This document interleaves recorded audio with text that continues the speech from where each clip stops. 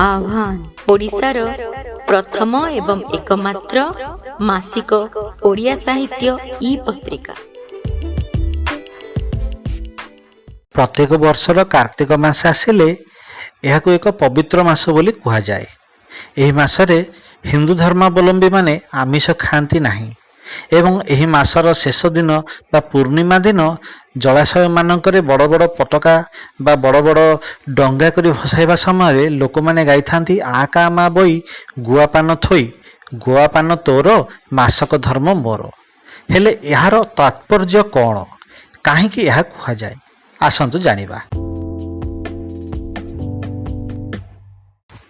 कार्तिक मासर पुण्यतम दिनटी होची कार्तिक पूर्णिमा एवं एही दिन प्रातः कालरू शଯ୍ୟା त्याग करी ओडिया माने सहर एवं ग्रामांचलर प्रमुख जलाशय मानक तटरे एकत्रित होई स्नान करी कदली पाटुकारे निर्मित डंगारे पान गुआ आउ अन्यान्य पूजा सामग्री थोई भसाइबार प्रथा रहिछि।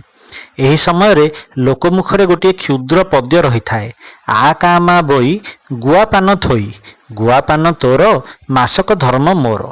यार तात्पर्य कौन, मु जहा बुझीछि बा जानिछि सेही मतरे एही पद्यावली कह जाउथिबा आ का मा एवं बई ओडिया मास आश्विन कार्तिक मार्गशीर एवं बैशाख को सूचाए।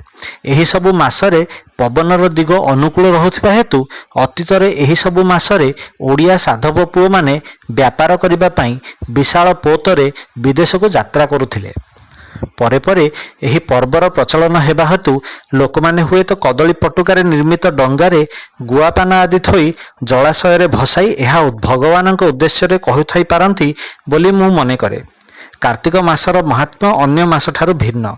कहुए एही मास अत्यंत पुण्य मास, तेणु एही मास को प्रायतः अधिकांश ओडिया परिवार निष्ठार सह पालन करती। घरे घरे प्रतिदिन तुलसी चौरा मूले मुरुज झोटी अनेक चित्र करा जाए। उच्च बाउंश खुंटरे माटी माठिया दीप लगा जाए, जहां आकाश दीप बोली मध्य कह जाए।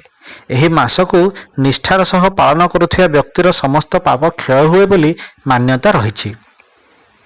एही मासरे आमिष भक्षण बारण करा जाए। यार धार्मिक एवं वैज्ञानिक दृष्टिकोण भी रही।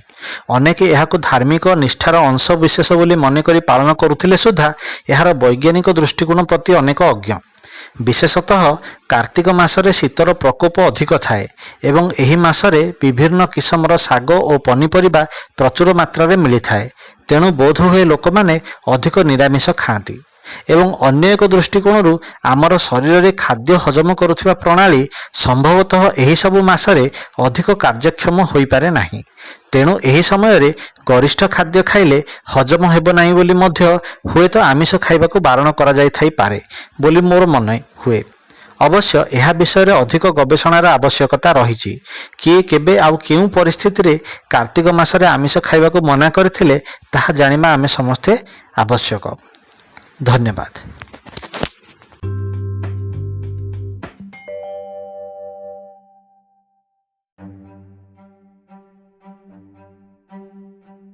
जदि आमर उपस्थापना आपनको भल लगिला ताहेले आज ही आम पॉडकास्ट को लाइक करंतु, सब्सक्राइब करंतु एवं निज बंधु मानक सहित शेयर करंतु। पुणी थरे सुनिबा आउ केबे। वर्तमान विदाय नेउछि। धन्यवाद।